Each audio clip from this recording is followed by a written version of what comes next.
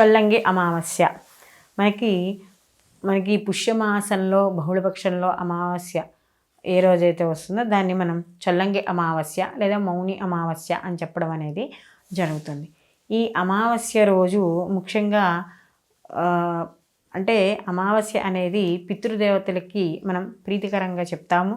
అలాగే ఉదయం 5 గంటల నుండి మనకి ఈ 5 గంటలకి అంటే సూర్యోదయానికి పూర్వమే లేచి కాలకృత్యాలు తీర్చుకుని సూర్యోదయం సమయానికల్లా స్నానం చేసి ఇక్కడ మనకి ఈ పితృదేవతలకి తర్పణాలు ఇవ్వడం అనేది జరుగుతుంది. అలాగే ఈ చొల్లంగి అమావాస్య రోజు ఎవరైతే ఉదయాన్నే లేచి తలస్నానం చేస్తారో, తలంటు స్నానం కాదు, తలస్నానం ఎవరైతే చేస్తారో చేసి ఈ కార్యక్రమాలకి ఎవరైతే చేసుకుంటారో వాళ్ళకి పితృదేవతల యొక్క అనుగ్రహం అనేది కలుగుతుంది. అలాగే అమావాస్య రోజు ముఖ్యంగా తల అంటు అనేది అంటకూడదు. ముఖ్యంగా తల్లిదండ్రులు ఉన్నవాళ్ళు అసలు ఈ అమావాస్య రోజు తల రుద్దుకోవడం కానీ, నూతన వస్త్రాలు ధరించడం కానీ, అంటే నూతన వస్త్రాలు ఎవరూ ధరించకూడదు.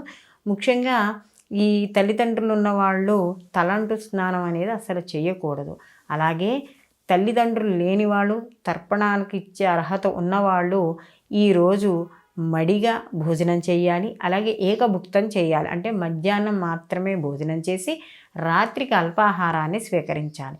తల్లిదండ్రులు ఉన్నవాళ్ళు రాత్రి తప్పనిసరిగా భోజనం చేయాలి. వాళ్ళకి ఏకభుక్తం అనేది నియమం అనేది లేదు వాళ్ళకి.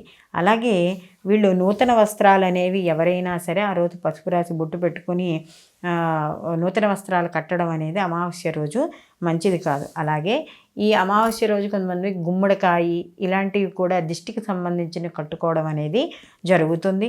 అలాగే ఇక్కడ ఎవరైనా ఎక్కువగా నరదృష్టితోనూ ఇబ్బంది పడుతున్న వాళ్ళు నల్ల దారాన్ని కూడా ఈ అమావాస్య రోజు కాలికి కట్టుకోవచ్చు, ఇబ్బంది ఏమీ లేదు. మొత్తం మీద ఈ చొల్లంగి అమావాస్య రోజు పితృతర్పణాలు వదలడం, అలాగే మనకి ఏవైతే పితృదేవతలు ఉన్నారో వాళ్ళ యొక్క ఆశీర్వాదాన్ని పొందడానికి ప్రయత్నించడం ద్వారా వంశాభివృద్ధి, ఆరోగ్య వృద్ధి, అలాగే ఆర్థిక స్థితిగతులు మెరుగుపడడం ఇలాంటివన్నీ కూడా జరగడం ఉంటుంది. అలాగే ఈరోజు ఎవరికైనా దానం చేసిన అన్నదానం కానీ, లేకపోతే ఎవరైనా ఒక బ్రాహ్మణుని పిలిచి మనం మోయనం ఇస్తామంటాం, అంటే కూరగాయలు, పప్పు దినుసులు ఇవన్నీ కూడా, బియ్యము, పాలు, పెరుగు ఇవన్నీ కూడా ఇస్తాం. ఇవ్వడం ద్వారా కూడా పితృదేవతల యొక్క అనుగ్రహం పొందడం అనేది జరుగుతుంది. సర్వేజన సుఖినో భవంతు. లోకా సంస్థ సుఖినో భవంతు.